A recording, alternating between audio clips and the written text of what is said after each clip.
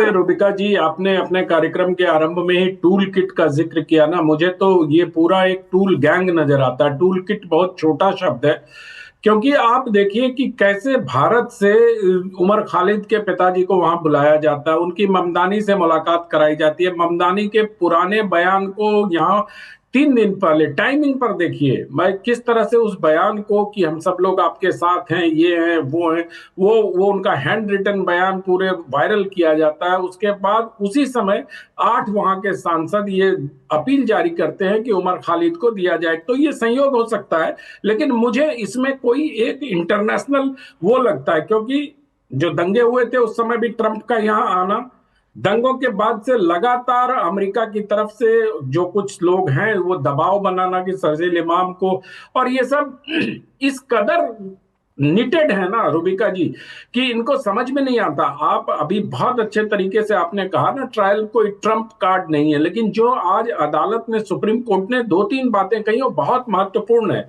उसमें कहा है कि इनका जो रोल था वो सेंट्रल और फॉर्मेटिव रोल था इनका, उमर खालिद साहब का, और उसके अलावा प्लानिंग, मोबिलाइजेशन और स्ट्रेटेजिक डायरेक्शन देने में इनका रोल था।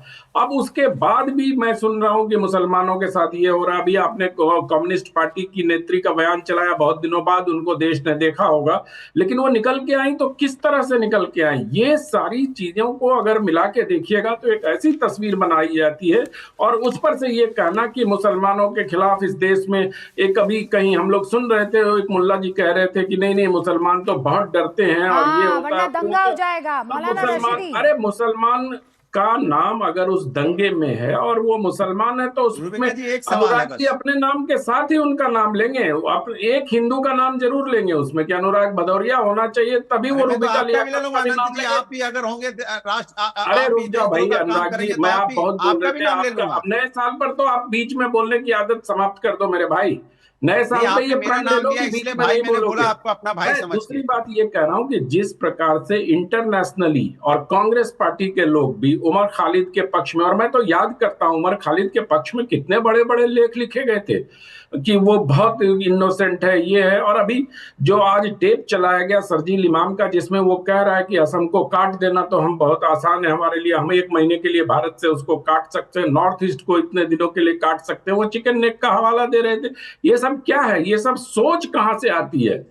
तो और इस सोच को समर्थन किसका मिलता है? मुझे उन पर कोई दिक्कत नहीं, लेकिन उनके समर्थन देने वाले लोग जो हैं, जो खड़े होके कवर फायर देते हैं कि नहीं नहीं ये तो बड़े इनोसेंट है, पढ़े लिखे हैं, आईआईटी से पास आउट हैं, दिल्ली यूनिवर्सिटी से ये हैं। अरे भाई अल फलाह यूनिवर्सिटी में भी तो सब पढ़े लिखे लोग थे।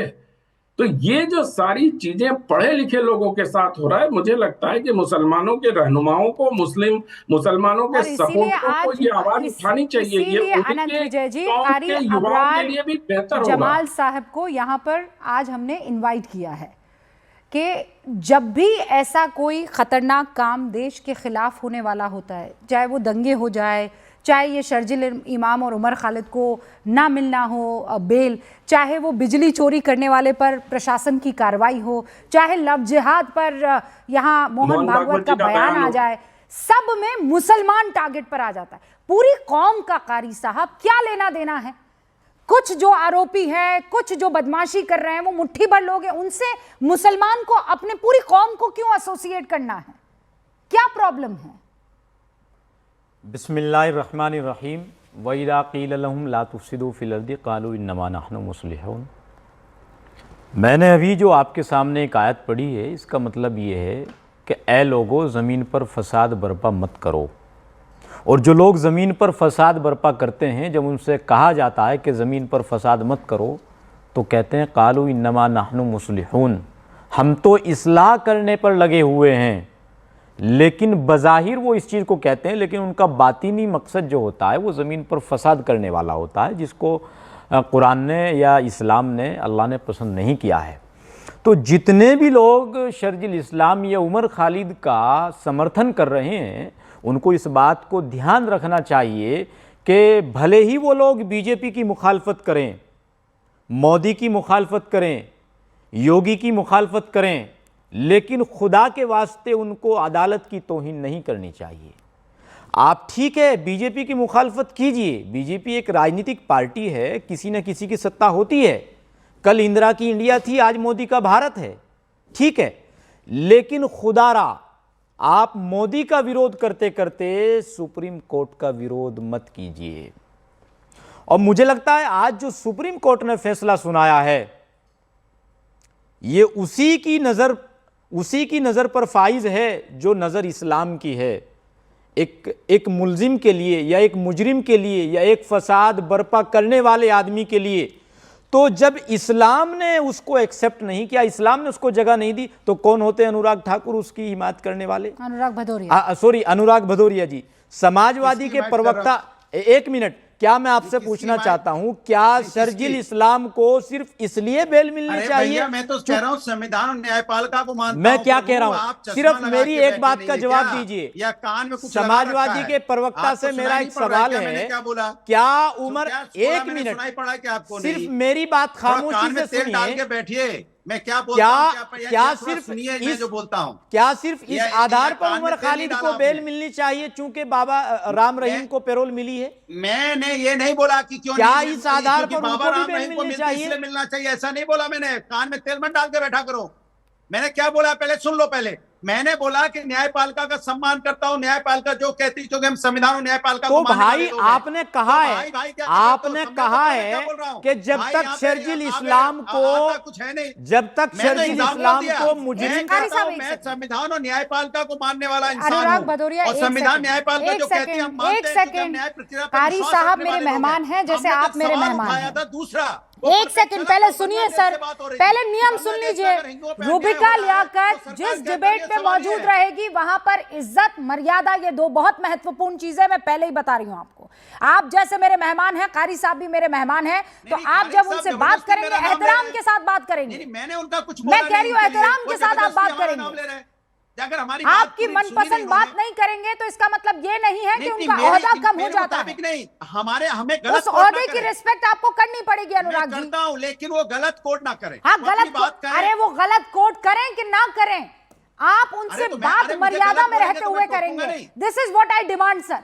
ओके, अब आपने अपनी बात रख दी। प्रेम शुक्ला जी, कुल मिलाकर बात इस पर आ गई है, चाहे वो अमेरिका हो, चाहे यहां पर सारे बैठे हुए हैं, वो मतलब मातम हो रहा है प्रभु, मातम। क्या सुप्रीम कोर्ट ने इन दोनों को आप लोगों के डर में बेल नहीं दी? किस तरह से सुप्रीम कोर्ट की भी अवमानना करने पर कांग्रेसी आमादा हैं, इसका एक विकृत दृश्य हम सारे लोग देख रहे हैं। आज जिस तरह का बयान कांग्रेस के राष्ट्रीय अध्यक्ष मल्लिकार्जुन खड़गे के सुपुत्र प्रियांक खड़गे ने दिया, जिस तरह का बयान कांग्रेस के पूर्व सांसद हुसैन दलवाई ने दिया, ये साफ तौर पर यह जाहिर करता है कि सर्वोच्च न्यायालय के संदर्भ में भी पूरी तरह से विकृत अवमानना करने पर कांग्रेसी आमादा हैं। इन्होंने एक प्रयास किया, शर्जिल इमाम और उमर खालिद को बेल मिल जाए, इसके लिए सर्वोच्च न्यायालय पर एक इकोसिस्टम को सक्रिय करके, एक ग्लोबल इकोसिस्टम को सक्रिय करके सर्वोच्च न्यायालय पर हर संभव दबाव बनाने का प्रयास किया। उस दबाव में सर्वोच्च न्यायालय नहीं आया। सर्वोच्च न्यायालय ने संविधान के आलोक में, जैसे विशेष करके अनुच्छेद 21 के संदर्भ में शर्जिल इमाम और उमर खालिद के वकीलों ने जो दलीलें पेश की थी, नहीं पर उन दलीलों के उत्तर में किस तरह से अनुच्छेद 21 के तहत, फिर उसके बाद वो याद दिलाते नेशनल हेराल्ड, आपको फिर वो याद दिलाते 2G वाला केस, बोलते ट्रायल होता है तो सब कुछ उल्टा हो जाता है। नहीं, बिल्कुल कोई ट्रायल आज तक उल्टा नहीं हुआ है, ये झूठ है। ना नेशनल हेराल्ड में कोई ट्रायल उल्टा हुआ है, ना 2G में कोई ट्रायल उल्टा हुआ है। 2G में तो सीबीआई तोते की तरह काम करता रहा और सीबीआई की चार्जशीट भी कांग्रेस के कार्यकाल में फाइल हुई थी, ये सारे लोग जानते हैं। और उसी दौरान सर्वोच्च न्यायालय ने सीबीआई को तोता कहा था। और रंजीत सिन्हा के बारे में जिस तरह के बयान थे, और रंजीत सिन्हा जो डायरेक्टर सीबीआई की जो प्रोफाइल थी हर कोई जानता था, जिसमें बड़ा मासूम सा दिखाया जा रहा है उमर खालिद को, बड़ा मासूम सा दिखा, पढ़ा लिखा हुआ, इसमें भी IITN, रूबिका जी आपको जेल की सलाखों के पीछे मासूमियत से इंतजार कर रहा है कि मुझे पैरोल मिल जाएगी। रूबिका जी, आप भली भांति जानती हैं कि सर्वोच्च न्यायालय ने इस मामले में विलंब करने में किस तरह से शर्जिल इमाम और उमर खालिद के वकीलों ने ही किस तरह से ट्रायल को बारंबार विलंबित करने का प्रयास किया है, इस पर सर्वोच्च न्यायालय की ही टिप्पणी है। तो सर्वोच्च न्यायालय ने ही यह स्पष्ट किया है कि किस तरह से पूरे मामले को विलंबित करने का प्रयास किया गया। उसी तरह से नेशनल हेराल्ड का मामला मजिस्ट्रेट कोर्ट से लेकर सर्वोच्च न्यायालय तक पूरे मामले को विलंबित करने का जो सारा प्रयास है वो अभियुक्तों की तरफ से है। अब अभियुक्तों के अधिकारों को छीन लिया जाए, इस पर भी इनको पीड़ा होगी कि अभियुक्तों को जो है मामले को हाई कोर्ट में सर्वोच्च न्यायालय में ले नहीं जाने दिया गया, सर्वोच्च न्यायालय में उनको अपनी बात नहीं रखने दी गई। ये कहना चाहते हैं क्या? सर्वोच्च न्यायालय का जो आज का फैसला है, कृपा करके उसको ईमानदारी से पढ़ लें। अच्छा, मुझे ये बताइए कि सतीश केसिंग साहब को अब मैं डिबेट में लाना चाह रही हूँ। इन दोनों शख्स को लेकर जिस तरीके से ये पूरा इकोसिस्टम, जिसको अब तुम नाम दे देना चाहिए चीखो सिस्टम, ये अलावा चीखने के और कुछ नहीं करता है। ये शब्दों से चीखता है, आर्टिकल्स लिख लिख के चीखता है, इधर उधर हैशटैग्स लगा लगा कर चीखता है, खत लिख लिख कर चीखता है, बस यही काम उनका रह गया है। आप ये बताइए, अमेरिका क्यों इतना इंटरेस्टेड होगा इन दो लोगों में? तो हम लोग क्यों नहीं अमेरिका में इंटरेस्टेड हो रहे हैं? बांग्लादेश के खिलाड़ी को रोक सकते हैं, पाकिस्तान से हम खेल सकते हैं। अगर हम में ताकत है तो अमेरिका वालों को बोल दें कि भाई हमारा अंदरूनी मामला है, तुम्हारा कोई मतलब यहाँ नहीं बनता है। पहली बात तो ये ताकत दिखाएं, ये वक्त है ताकत दिखाने का। मैं अब दूसरी बात पे आता हूँ, सुप्रीम कोर्ट के पर। देखिए, अगर ये आतंकवादी हैं दोनों के दोनों, तो इनका या तो आप समरी ट्रायल कर दीजिए, फास्ट ट्रैक कोर्ट करवा दीजिए, या आपको ऐसा लगता है कि इतने ज़्यादा खतरनाक है मुल्क के लिए तो और कुछ काम कर दीजिए।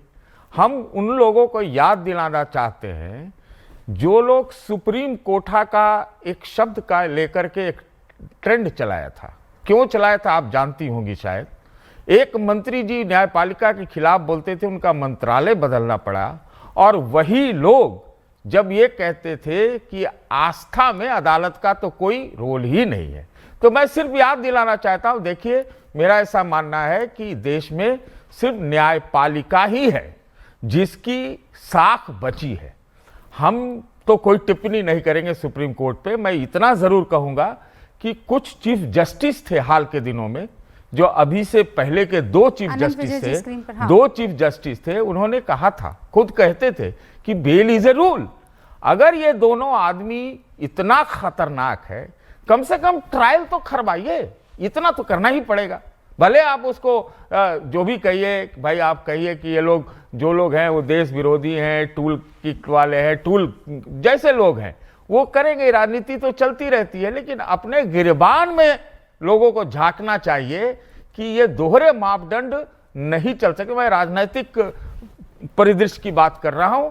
अदालत पर मैं फिर भी मैं मेरा शुरू से मानना रहा है आज तक आपके जितने डिबेट में कि मैं कोई जल्दी टिप्पणी नहीं करता, लेकिन जो लोग उल्टा पुल्टा टिप्पणी करते हैं जरा उनको भी अपने शो में लेके आइए।